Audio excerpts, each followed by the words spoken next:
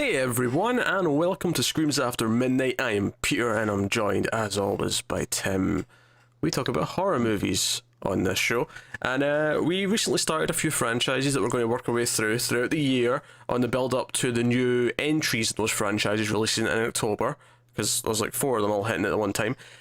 So one of them, which we started last month, was the Chucky series, Child's Play specifically, the first movie we did. There'll be a link to that somewhere in the corner about now over there, but we're going to talk about Child's Play 2 on this episode, the second Chucky movie. I feel like we should do this with more than just movies. Like if we find out, McDonald's is gonna have a new sandwich, we should eat all their old sandwiches. We're going to have Child's Play 2 to awkwardly transition out of whatever that was.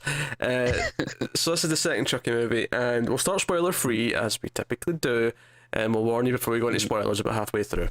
This one is basically kind of your typical sequel in that it repeats a lot of the beats that the first one did.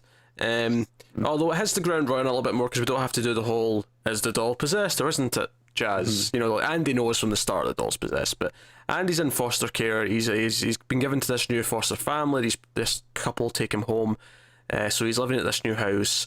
And as far as everyone else is concerned, he went through an episode with this doll, and it was all a delusion. No one actually believes that there was actually a killer Chucky. Yeah. I would have believed. Yeah, but it's not even like it was just the mum that was saying it, though, because they imply the mother was away in an insane asylum for thinking all this. But the cop also seen all this. What happened to Mark Ruffalo? Whatever. But yeah, so he gets taken home. He's got there's an older girl there who's staying. She's a teenager called Kyle, who's another main character of the movie. I did incorrectly say in the last Child's Play video that Dee Wallace was in this. It is not Dee Wallace, it's Jenny Agutter. I remembered liking the mother, but it's Jenny Agutter from American Werewolf in London. She was in Walkabout, and then more recently, obviously much older, she was in Avengers and Captain America: The Winter Soldier. Oh, okay. I didn't recognize her from that, but nice. But yeah, so I like Jenny Agutter, so it was nice to see her in here. She's the mum. The dad, I don't know his name, but I knew him from something, right? And I was sitting trying to place it. I know him from Police Academy 6, City Under Siege, of all places. Okay. But he's in that. I'll take your word for it. So he was in the sequels. He was in a lot of sequels in the early 90s. That was his thing. So that's basically just the movie. Chucky comes after him because Chucky knows that if he can perform this ritual, he'll take over Andy's body. He'll no longer be a doll. It means he has to be a kid again for a while, but he'll grow up and he can be a human being and all the rest of it. Andy's scared shitless, of course, and Chucky's trying to find his way to him, and it's shenanigans ensue. So Tim, I always ask the question. Yeah. Yes, Pete. Yes, 1,000 times yes. I will.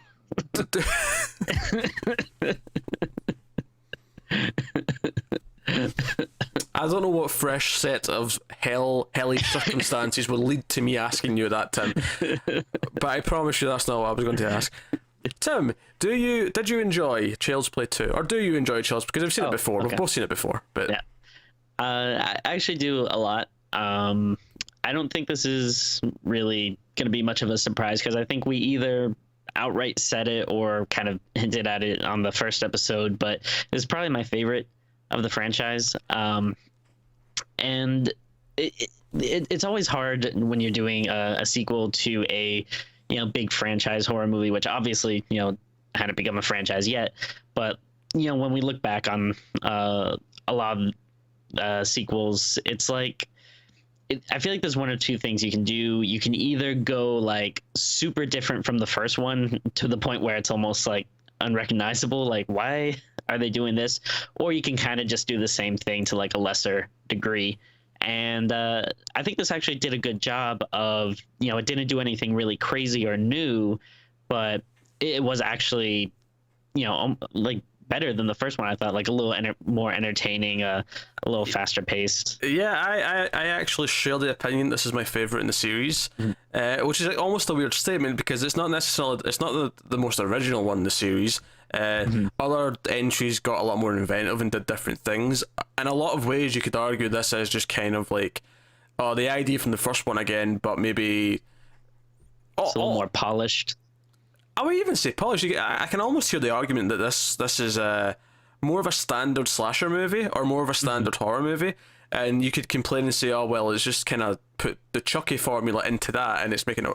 But here's why I like it more than the first one, and I like the first one as well, but I think because we've already set up who Chucky is, I feel like the first movie is so bogged down in explaining why he is this way, what he needs to do to not be this way. Like, there's all these things that it has to explain, and it kind of bogs the movie down in this kind of detective-y mystery side of things, where the mother's trying to figure things out. Whereas this movie, it's no. Andy knows what's going on. He's dealt with them before, and it's about him still coming from no matter where he goes. It's almost more, well, maybe scary is not the right word, 'cause it's not a scary movie, but it's almost more of a fun, suspenseful or horror concept where he's moved away from his mother, and yet Chucky's still coming for him. He's still trying to find him. But ultimately, I think the movie's just a bit more fun. Like, yeah, it's not as serious as the first one, but it kind of plays to what Chucky is. Like, there's only so...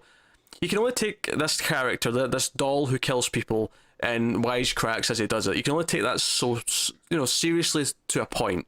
Yeah. There's a certain cut-off where you have to start kind of laughing at yourself and laughing at the movie.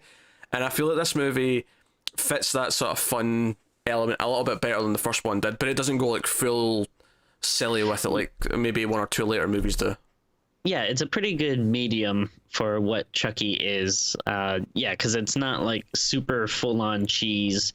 Like he doesn't become like a Freddy Krueger with just making like terrible puns and jokes and stuff, and like like everything still feels I guess grounded to a point. Hell, man.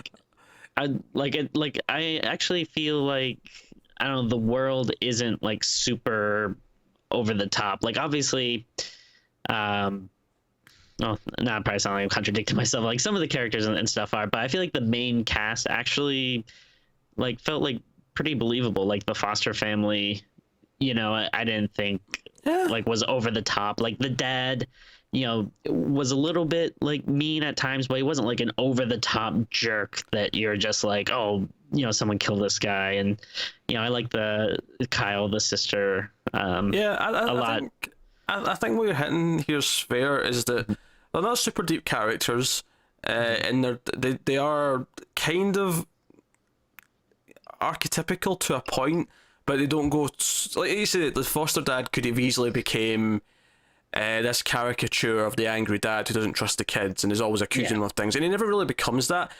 When he's having the private conversations with the mother, everything he says about his concerns about having the kid all make a lot of sense. Given what's happened and where they know he came from and what happened with them, everything he says actually sounds reasonable and makes sense. So yeah, they never become like I feel like in that sense. Yeah, like a lot of times in these horror movies, you might get these over-the-top nasty characters because you want to see them die. So you'll get like kind of mustache twirling, villains to the point of where, they're super loud and abusive, and just so you get that really like visceral, like, oh yeah, kill them kind of thing. But no, it's never really like that. I don't know. They're fairly likable, most of the main cast, which is almost impressive actually, given most movies, most sequels that come from this era kind of don't really fill that. You're kind of like, I just want them all to die. Let's get to the killing kind of thing. Whereas in this, you don't actually feel bad when Chucky kills them, because you're here to see a horror movie and you know that he's going to start offing people left and right, but it works. And don't get me wrong, there's definitely some disposable characters that are set up just purely so we can see them get killed off. And we kind of not cheer, but at least we can buy into them being killed off. We're not upset about it, certainly. So that's a whole thing. See, there's that. I think it does stride that line a little bit better between the humor and the horror, and the killing scenes still have good death scenes. There's a couple of really cool, inventive kills in this, but at the same time, it does have that more. Yeah, we're here for a fun B movie. Let's not take this too seriously kind of vibe as well. And I think that's especially in like full effect in the end, which obviously we won't give out any details, but just like the setting of the ending, I think is a lot of fun and gives for a lot of cool stuff. Yeah, I like the final act and where it all goes. It's very short. The pace keeps up quite nicely, which is one of the things that I was worried about going into it. Like not this time because I've seen it before, but like just in a general sense, like you could worry that the first movie had all this. Oh, is Andy telling the truth? Is the doll actually alive? There is almost a worry going into the sequel that you have all these adults and stuff not believing him and saying, "Oh no, don't be ridiculous, Andy."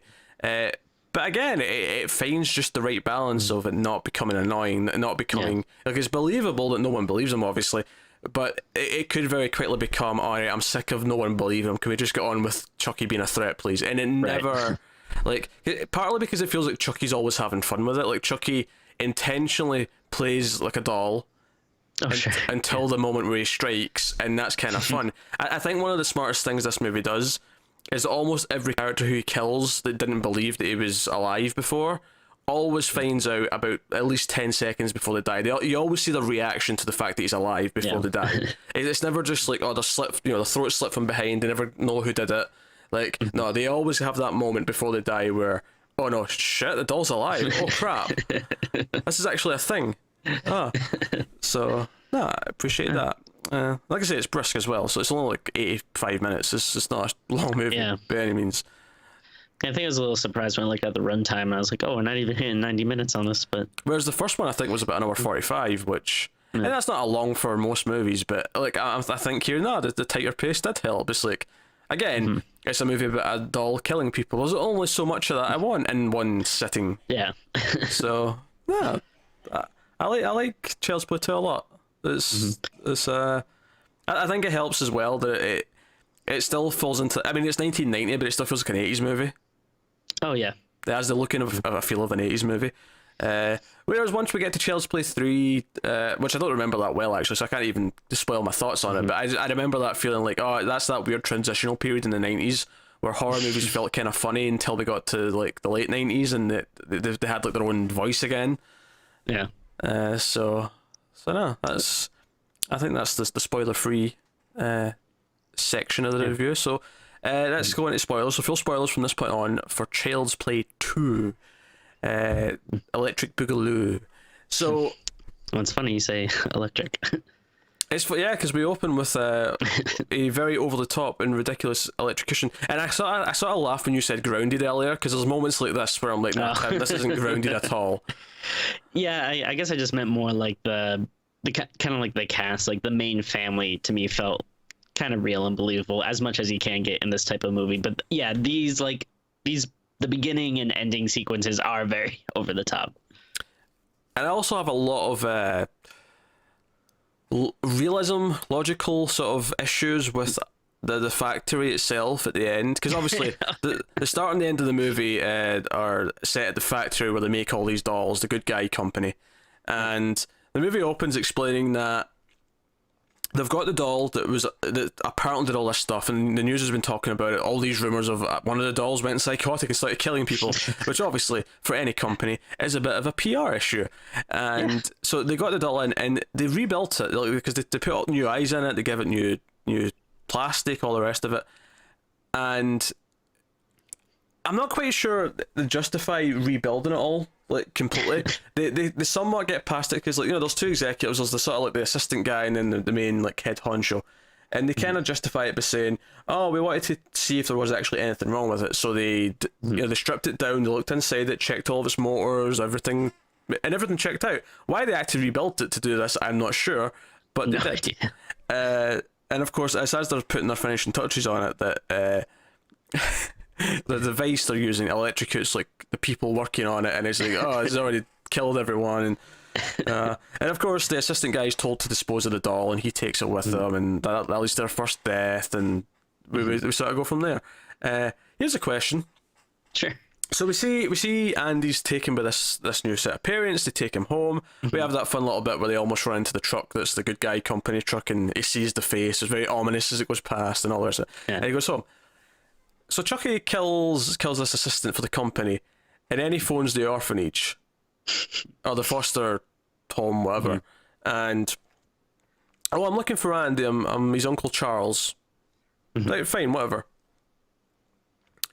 How does he have the number for this place? He's literally in the car. He's been in. I mean, custody's maybe not the right word, but he's been with the company being rebuilt, presumably since they found him. How does he have the number for this random orphanage? How does he even know that he went to an orphanage? Uh, I mean, I would say absolutely no idea.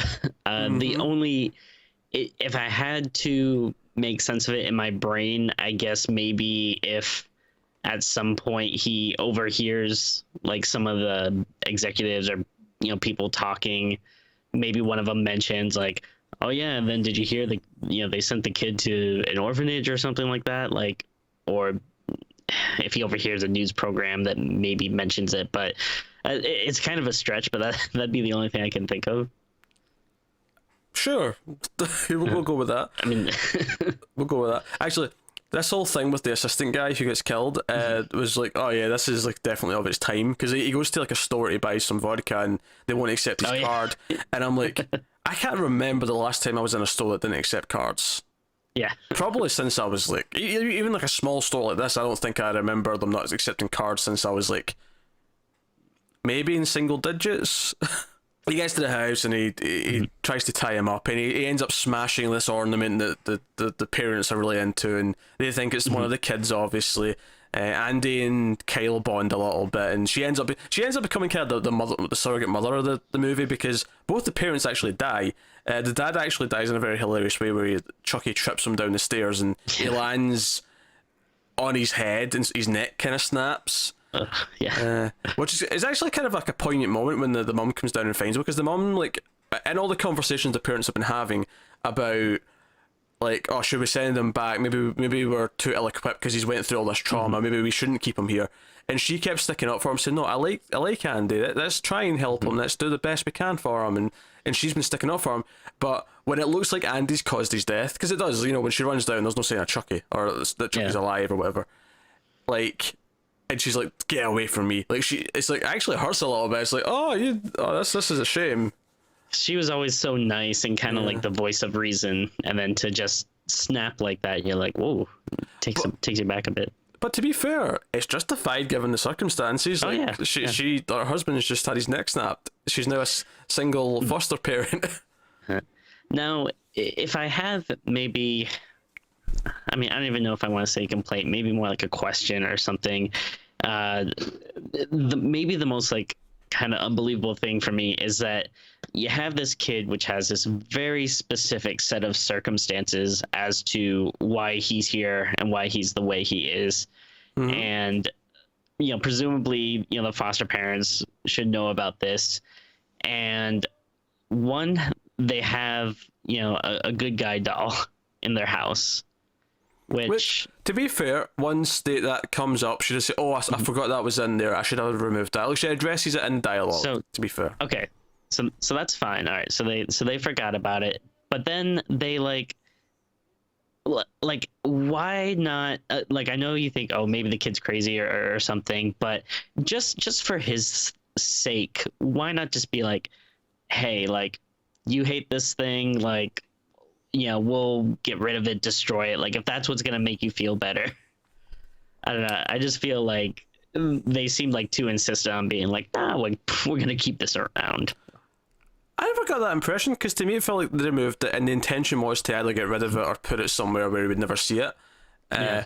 But then the stuff with the ornament happened with the real Chucky, and the real Chucky swapped the doll so that it was him instead, because he buried the other one in the backyard. And he broke the ornament, and more stuff piled up that made him look guilty, like made Andy look bad. And Andy overhears that conversation about how, oh, he's weird because of this doll, and we may have to send him back. And because of that, obviously Andy has this idea that he's going to show them that he's okay. So he finds the doll, which he still thinks is just the Tommy one that he found in the closet, and pretends that he's okay with it, to show that he isn't that weird, to show that he is getting over it. Which is kind of smart from his point of view, but it never felt like to me that they were determined to keep it around as so much as it would. Well, I think it's because it's like the next day they've just tossed it aside in the living room. They've not really cared about it. I feel like it's the like that's fine, but then once you actually have the scene where he ties Andy up, like, on top of the bed, and so and then the sister comes in, and then the parents come in, and then at that point it feels a little weird that like, all right, he's really freaking out about this, but maybe at this point, like, we should just chop it up, or why wouldn't Andy be like, hey, this is really freaking me out, like, would it be all right if, like, we took this apart or something, I think it would just make me feel like a lot safer. Well, the second question, he's a stupid kid. The first question, yeah, I guess I feel like they don't. See, I'd completely agree with you if we had scenes where they even looked at the doll or talked about it. But I feel like they just remove it from the scene, and we never hear them talk about it or see them discuss it, or like it feels like maybe they did throw it out and then Chucky just came back inside, or I don't know. Like it just.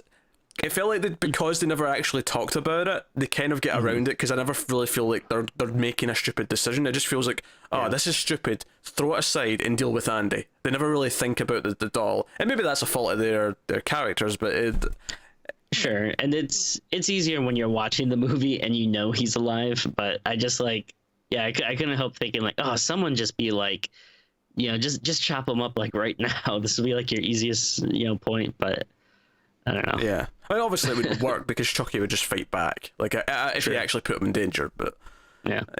No, I kind of see what you're saying, but I feel like the movie you never hear them actively make the choice to not get rid of it, if that makes sense. True. Yeah. So it never feels like they're doing the wrong thing. It just kind of feels like, oh no, they're putting that aside because they feel like they want to address Andy, and. It's like, it'd be one thing if they actually tried to force it upon him and like brought it back and said, no, you have to learn to live with this, it's just a doll. And like they never do that, and even then there could be an argument for that from a therapy point of view. Like they say it actually was crazy, and the doll actually was like this weird thing with him that he was terrified of it. Like a therapist might insist that, oh no, you should try and make him conditioned that this is just a bit of plastic and he shouldn't be scared of it. Yeah. Which again, in this context, we know it's not. It's Chucky, but. So that's the whole thing. So the mother dies as well. The mother dies off screen, which is fair enough. And Kyle kind of like discovers this. My only point about that whole segment where the dad dies, the police come out, they take Andy back to the foster home, and this all kind of happens very quickly. Is Kyle goes upstairs and finds the mother's already dead, and I noticed the time in the clock in the bedroom said like 10:45, and I'm like, right, this has all been one night, since the dad died. This is the same night. I'm like. They were going to bed when he went down to check that noise. Like, what time were they going to bed at? This is like a really early night household. Yeah. Because, he's died. The cops have taken the body away. The foster mother's came, or the foster... What do you call someone who works at a foster home? Foster care worker. Social worker? Social worker, perhaps, yes. That sounds right. She comes, which by the way, she's played by Grace Zabriskie, who is Sarah Palmer on Twin Peaks. Don't think I did not notice that. But she comes and gets right, and this all happens in one night, and I just thought it was strange. Like that must have been a little. Like, the death of the husband must have at least been 3 hours ago at this point. Just think about all the time it takes for the ambulance to come in, the police to come in, do their questioning, wait for the other person to come pick up the kid. Like, To be fair, Chucky is working on a timeline. Chucky's not making them do all this, though. This quickly. Oh, actually, that's not really not my complaint, though. My complaint is that they went to bed really goddamn early. Not that Chucky's doing anything wrong. This couple were going to bed at like 7:30, like a pair of weirdos. Which I get it. If you work at a really weird like shift, where you're working really early in the day, maybe you do go to bed at 7:30. But I don't even know if these two people have jobs. I've seen them do no work. Yeah, that's a good point. I don't know. So yeah. Maybe they're just going upstairs to have really long sex. Didn't know they were gearing up for it, and they was in these boring old pajamas, and she was reading the newspaper. It was kind of. Well, some people are into weird stuff. Oh, Frank, do me from behind while I do the crossword, please. Yeah, you never know. Does he shout out answers like, does she want help with the crossword while he's ploughing away behind? Yeah, I would say if you're into wordplay, maybe. That's... Do they reenact the words, like when she gets to like 4 across, like they have to change position in the bed to create the to create the intersection of the lines? Yeah. Is that what they're doing? Got a weird crossword fetish? Yeah, I wouldn't be surprised. I'm sure someone out there does that. More of a word search man. Mm. I don't know how that relates to a sexual position. I feel like that's just like you would just try to get as many people like in your bed at one time and just try to like crawl around and find the right one. How many people can be interlinked with their genitals at the one time? That would be sexual word search. I'm into it. Let's get that. Set those Patreon goals. Well, oh, that was a terrifying tangent, Tim. I don't know what you've done to me. So we kind of barrel into the third act where Chucky has Kyle by the knife at her throat and makes her drive to the foster home to get Andy. He gets Andy, kills the care worker, sneaks away in like a newspaper truck, and Kyle drives off after them to try and save him. And we end up at the factory again where we started the movie. I'm like, yeah, go into a building that's full of good guy dolls. That won't end badly, given your current predicament. Which, to be fair, they never actually... I genuinely thought they were going to play up the whole idea, there'll be a row of Chuckies, and they wouldn't know which one was him. Like, I really thought they were going to do that, and they never did. So fair play, you subverted my expectations in that sense. Yeah, I could definitely see that. Like, maybe there's a bunch in like boxes or something, and then Chucky pops out, or you just see a bunch in a line, and they're looking at like one right in the eyes, and then the one next to it like pops out or something. Speaking of boxes, though, I want to talk about the placement of this factory. The way they arrange all their stock of all their good die doll, all the Chuckies. That's easier to say. All their Chuckies, right? All in the big yellow boxes. For some reason, they have laid these things out. Obviously, it's these giant stacks, like giant towers, just, hundreds and hundreds and hundreds, if not thousands of these things. And for some reason, they've arranged them in the layout of a maze. Like Kyle and Andy are running around in here, and they're actually hitting dead ends and have to go back. And I'm like, no one in their right mind would arrange them like this. You'd have clear aisles, and that would be there'd always be an open end. Or you just have one big giant like solid block. That would be your two options. You would never have dead ends. What elaborate like worker in the factory is like, oh, I'm going to make a maze out of all these dolls. It's going to be so much fun. I mean, that's the least of my complaints though when it comes to this factory at the end. There's a lot of weird things here. For one, there's several times in this whole end sequence where they're like, running through the factory trying to get away from Chucky, where they have to crawl through the machinery to get to the exit door. And I'm like, seriously? There's no other way to get to the exit door but go through this machinery? And I was playing Crash Bandicoot earlier. There was that bit where they're trying to go through the machine with it's putting the eyes in the dolls. So it's this thing that's spinning around, and then every 5 seconds it's going to vroom, and it's like, oh, you have to go in the interval. You have to go in the gap to get through. And it was making me think of Crash Bandicoot because there's a lot of platforming bits in that. But it's like, you can see the exit door behind the machine, and it's like, why did they put the machine in front of the exit door like this? This is just purely so we can have this. Don't get me wrong, this leads to probably the best death in the movie, but the security guard, which, by the way, this security guard's shit at his job. Like, these two, plus Chucky, but these two human beings specifically have been running around this factory for the best part of 10 minutes by this point, and he's not noticed them. The only reason why he's there is because Chucky's messed up one of the devices, and it's saying, oh, you need to go and fix something. There's a clog in the system. I would have to imagine that a factory this big would probably have at least more than one security guard, or if not that, I would just imagine maybe like... Well, he's kind of both, because he's also there to fix things.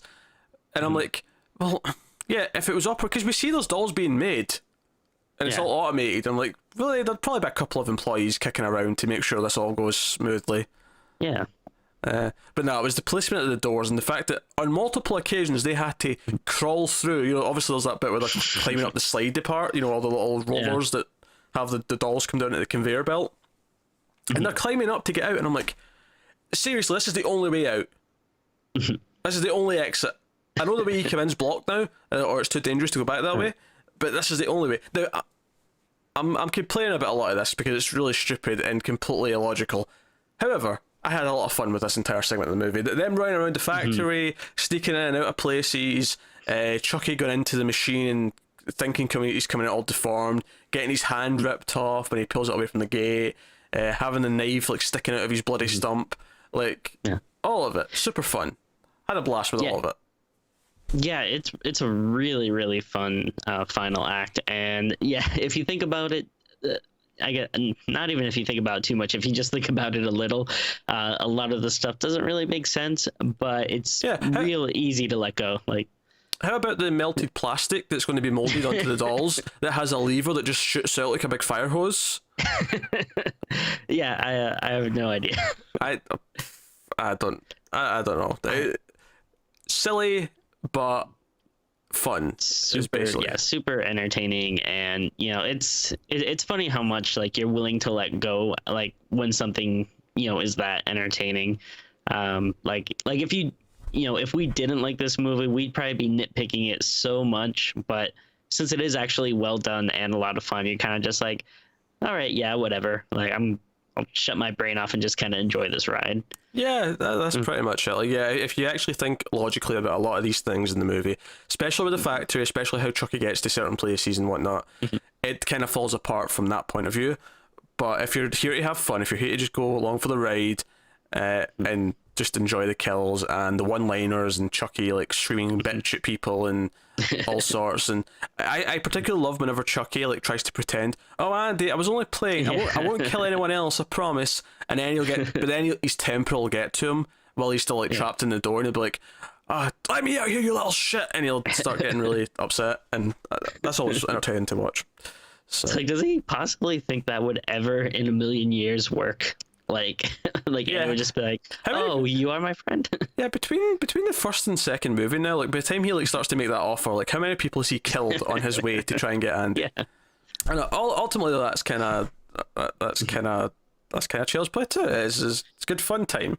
Now, I would say too though, just real quick while we're still on the ending, I like how much like Chucky gets it. Like it's not like.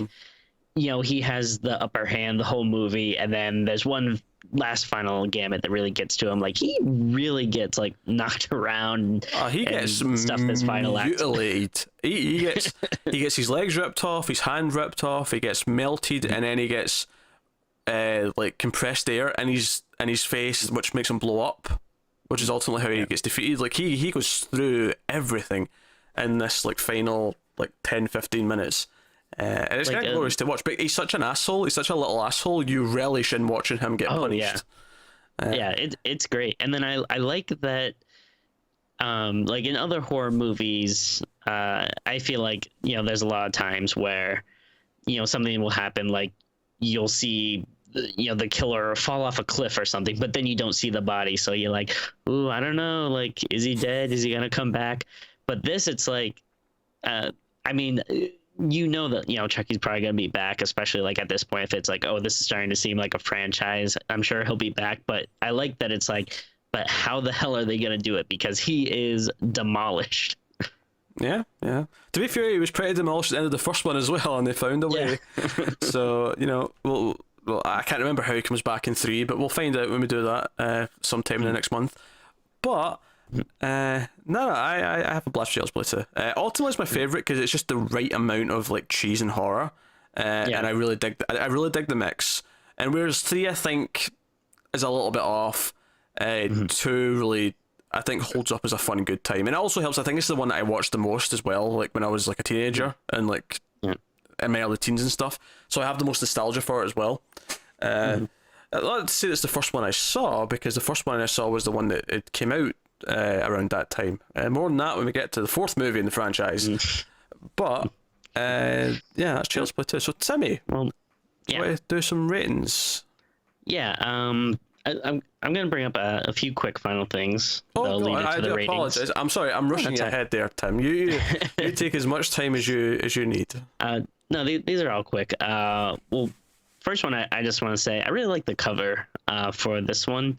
I watched it on streaming on Amazon Prime, and when I went ahead and pulled it up, they had the cover, which I instantly just recognized, like brought me back to like my old video store days, where it's just a Jack in the Box with Chucky with like 2 big scissors about to cut its neck off. I just think it's a really cool image, and I always like when I see something like that, I'm like, oh yeah, I remember, seeing that when I was a young lad. Yeah, I like the poster as well. And then second point, we mentioned it in our first review. There isn't really much more to add, but I do just want to state again that I'm really, really impressed with just the way Chucky looks and moves. Oh yeah, the animation's great. Yeah. Yeah, like the and like just all the facial expressions and stuff. It looks like it really does just look like a doll, but then the way it transitions from like, oh, it looks like a regular doll to, oh, it's like sneering and moving its mouth and eyes. And they do this great thing where not only is the expression really good in animatronics, it does that thing where he's faking that he's a doll, and then he'll switch. It's almost like when a person like fakes a character and then goes into their own personality. They do that with the doll, and it's really impressive. And it always did look really impressive, so it's really good. And they kind of have their cake and eat it too, because they have this whole thing that when he's inside the body of the doll, it gets a little bit more human inside, where it has blood and it has like the organs and stuff. So it means when we start ripping off his hands and stuff, there's actually satisfying gore as well. It's not just plastic ripping off.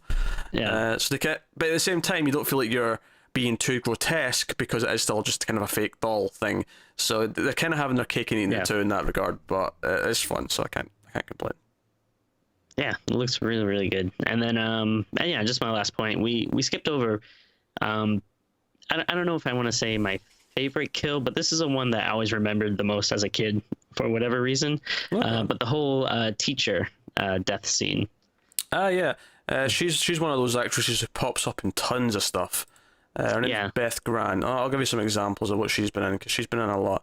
She was in No Country for Old Men. She was in Donnie Darko. She was in Speed, which I think is the first movie I knew her from. Oh wow! She's one of the passengers on the bus. Oh, I didn't know that. Yeah. She's been in. She's shown up in so many movies over the years. So many. Yeah. And she's like a little bit over the top as that kind of like real nasty teacher, but her it was kind of satisfying to see die a little bit.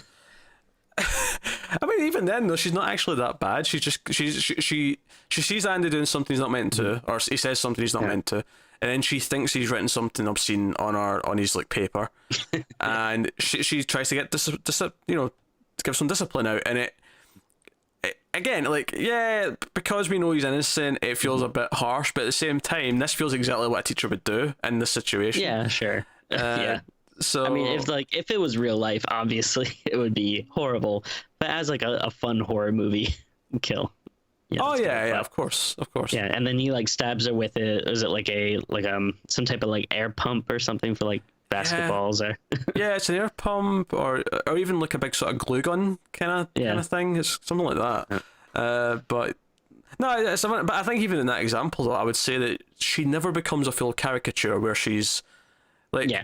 Again, what she's saying is believable enough, and it feels like you said grounded, and I think I feel like that's a weird thing to describe the movie as, because there is so many stuff in it that is over the top and cheesy, especially whenever it comes to Chucky and the violence. But yeah, when it comes to the characters, they're not that stereotypical. They're kind of stereotypes, but there's enough. There's one foot planted in reality most of the times, where at least how they're acting is justified. So yeah. But so all that leads into my ratings, which again I'm gonna go pretty high on this one. It's even though it's probably my favorite, Chucky or Child's Play movie, it's still not like, I probably wouldn't say like, my top 10 horror movies or anything at all time. It's really fun. The franchise as a whole I think is really fun, but not my absolute favorite. So I'm gonna give it just an 8.0. You don't have to specify the 0.0, Tim. You can just say an 8. Like, I know we'd do 0.5s if we want to do a half point, but like you don't have to specify.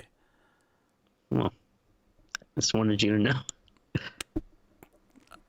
Tim, I know an 8 is an 8.0 by default. It's also an 8.00 by default, and you could go to 10 zeros if you want after the decimal place. It's the same thing. Oh, I didn't know we could do that. Oh god, next movie. I give this movie an 8.576894321. I don't think I can go quite as high as an 8. I think I have to still go with a 7.5. And my reasoning is basically that I don't think, like, I like it a lot, but I kind of like it a lot for what it is, and what it is isn't necessarily a great movie. So I think 7.5 is where I'm saying, no, it's not quite hitting the great territory for me, even though I do like it a lot, and it is my favourite in the series. Which maybe gives us an indication how I feel about the series as a whole, where I'm like, I like a lot of it, but I don't necessarily think it ever becomes, like, you know, compared to some of the other franchises where I think there's, like, masterpieces in there, or there's whatever in there. Like, you know, there's no movie in the Chucky series which measures up to the first Halloween, for example. It just doesn't. It's Sure. it's a good fun time. What I will say, though, is I agree that I don't think the franchise ever reaches those heights, but I do think more so than other franchises that it remains pretty consistent. Like, I don't feel like there's any... I agree with that. It is more consistent. I think it's fairly consistent. I mean, I think there's 2 proper dips out of 6 movies. Yeah. And soon it'll be 7, and we'll see if the 7th one holds up, and we'll see how that shapes. But I agree with that. I want to say more, but then I don't want to spoil, like, our upcoming reviews. Of course. We'll get more into it later. Because obviously Halloween is my favourite horror movie of all time, but I actually think there's other slasher franchises that are more consistent than the Halloween franchise as a whole. Sure. But I won't say what those are, because we'll be talking about them at some point, somewhere, somehow. But no, that's Child's Play 2. So let us know what you think of the movie in the comments below. Like, subscribe, all that stuff. Get us on Twitter at mail_fuzz for channel updates. If you want to support the channel, head over to patreon.com/mailfuzztv. There's some bonuses over there if you want us to help us out. You can see what they are. And feel good about yourself. Feel fuzzy inside, you might say. But that is us, so thank you once again for watching. Keep watching scary movies, guys. We will be back. Now, just the 1 episode this week. We did 3 last week, so we're taking it a bit slower this week. Just get the 1, get Child's Play 2. We'll be back with 2 others next week, so you can look forward to that. But that is us, so thank you very much for watching. Once again, we'll see you next time.